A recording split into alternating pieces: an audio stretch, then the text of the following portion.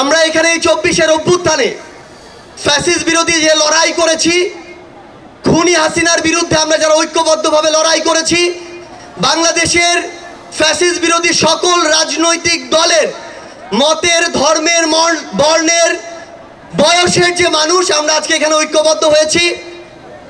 আমরা প্রথমেই কৃতজ্ঞতা জানাতে চাই বাংলাদেশের ফ্যাসিস্ট বিরোধী লড়াইয়ের যত রাজনৈতিক দল ছিল যারা আজকে এখানে উপস্থিত হয়েছেন, আপনাদের প্রতি আমাদের অন্তরের অন্তঃস্থল থেকে কৃতজ্ঞতা। আমরা শুধু আপনাদেরকে একটা কথাই বলি, একটা অনুরোধ করি। আমরা বিশ্বাস করি যদি ওই 5 অগাস্টে খুনি হাসিনা জান নিয়ে পালিয়ে যাওয়ার পরে আমরা এই বাংলাদেশ নিয়ে যে স্বপ্নগুলো দেখেছিলাম সেগুলো আমরা বাস্তবায়ন করতে চাই, তাহলে আমাদের এই রাজনৈতিক দলগুলোকে ঐক্যবদ্ধভাবে কাজ করতে হবে। আমাদের যে কোনো একটি বিষয়ের পক্ষে বিপক্ষে কথা থাকবে, যুক্তি তর্ক থাকবে, কিন্তু দিন শেষে যেটা দেশের জন্য, দেশের মানুষের জন্য মঙ্গলকর, আমরা সবাই যেন সেটাতে ঐক্যবদ্ধ হতে পারি। আমরা বিশ্বাস করি আমাদের এই রাজনৈতিক দলগুলোর মধ্যে যদি এই মিউচুয়াল রেসপেক্টটা থাকে, আগামীর বাংলাদেশ হবে অপ্রতিরোধ্য বাংলাদেশ।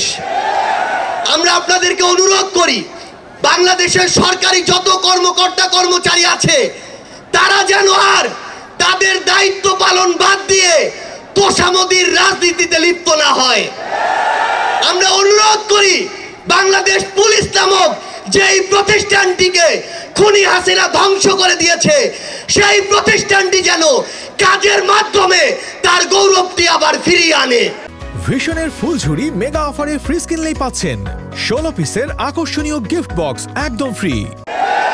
আমরা আপনাদেরকে অনুরোধ করি সরকারি সকল অফিস আদালত যত কিছু রয়েছে, সে পুলিশ হোক, বিচারক হোক, আমলা হোক, দয়া করে জনগণ থেকে হাত পেতে ওই ঘুষের টাকা নিবেন না।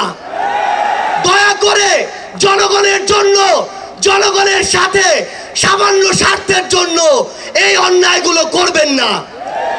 আমরা আপনাদের সামনে অনুরোধ করতে চাই এই রাষ্ট্রীয় প্রতিষ্ঠানগুলোকে খুনি হাসিনা নিজ হাতে ধ্বংস করে দিয়ে গিয়েছে। সকল রাজনৈতিক দলকে ঐক্যবদ্ধভাবে এই প্রতিষ্ঠানগুলোর সংস্কার করতে হবে। এই প্রতিষ্ঠানগুলোতে যেন সেই মানুষটি বসে যেই মানুষটি দেশ এবং মানুষের জন্য ভালো, সেই মানুষটি নয় যেই মানুষটি আমার মাইম্যান। আমাদের একটি জিনিস লক্ষ্য রাখতে হবে, আমার সামনে আমার আহত যোদ্ধারা, আমার সামনে 16 বছর ধরে বিভিন্ন রাজনৈতিক দলের কিংবা নির্দলীয় যারা ফাইট করেছেন তারা বসে আছেন। আমার সামনে আমার শহীদ পরিবার রয়েছে। এই প্রত্যেকটি গুম, খুন, বিচার বহির্ভূত হত্যা, এগুলোর বিচার যেন আমরা ঐক্যবদ্ধভাবে করি। এই খুনি হাসিনার বিচার যেন আমরা ঐক্যবদ্ধভাবে করি। একটা জিনিস মনে রাখতে হবে, নিজেদের সামান্য স্বার্থের জন্য যেন কোনো অপরাধী ছাড় না পেয়ে যায়। কোনো অপরাধীর জন্য সুপারিশ নিয়ে আমরা যেন থানায় না যাই। কোনো অপরাধীর জন্য সুপারিশ নিয়ে আমরা যেন কোনো বিচারকের কাছে না যাই। এই নতুন বাংলাদেশে ধ্বজভঙ্গ ওই শিক্ষা সিস্টেমগুলো, এই কারিকুলামগুলো আমাদেরকে ঠিক করতে হবে। এই বাংলাদেশকে বাংলাদেশপন্থী হিসেবে গড়ে তুলতে হবে। আমরা আপনাদের কাছে অনুরোধ করি আগামীর যে বাংলাদেশ আমরা স্বপ্ন দেখি, সকল রাজনৈতিক দল যদি ছোট ছোট স্বার্থগুলোকে একপাশে রেখে ঐক্যবদ্ধভাবে কাজ করি তাহলে সেগুলো আমরা বাস্তবায়ন করতে পারবো।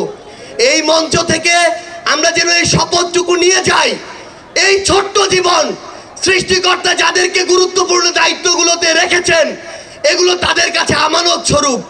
আমরা যেন এই ছোট্ট জীবনে এত বড় দায়িত্বের আমানতগুলো দয়া করে খেয়ানত না করি।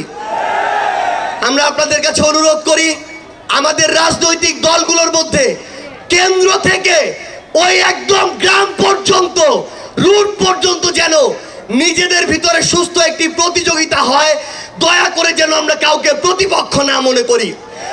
আমরা যদি যারা বড় রাজনৈতিক দল রয়েছি ছোটদেরকে ধীরে ধীরে সামনে এগিয়ে যেতে না দেই তাহলে আমাদের মধ্যে ধীরে ধীরে এমন একটি মানসিকতা আসবে যেই মানসিকতা হয়তো আমাদেরকে স্বৈরাচারী আচরণের দিকে নিয়ে যেতে পারে। আমরা যেন সব সময়, আমি সহ আমরা সবাই খুনি হাসিনাকে দেখে যেন শিক্ষা নেই। আমরা আপনাদের কাছে অনুরোধ করি, আগামীর বাংলাদেশকে আমরা ঐক্যবদ্ধভাবে গড়ব। এবং একটা জিনিস শুধু মনে রাখবেন, দিন শেষে দেশ এবং মানুষের স্বার্থকে সবার আগে রেখে যদি আমরা এগিয়ে যেতে পারি, তাহলে আমাদের কাঙ্ক্ষিত বাংলাদেশ সম্ভব। আপনাদের সাথে লড়াইয়ের রাজপথে অথবা বিজয় দেখা হবে। সব সময় বাংলাদেশের এই নতুন আজ যে পার্টিটি জন্ম নিতে যাচ্ছে, সেই পার্টির সাথে থাকবেন, সমর্থনে থাকবেন, দোয়ায় রাখবেন। আপনাদের সাথে আবারও দেখা হবে রাজপথের সংগ্রামে অথবা বিজয়ে। ধন্যবাদ সবাইকে।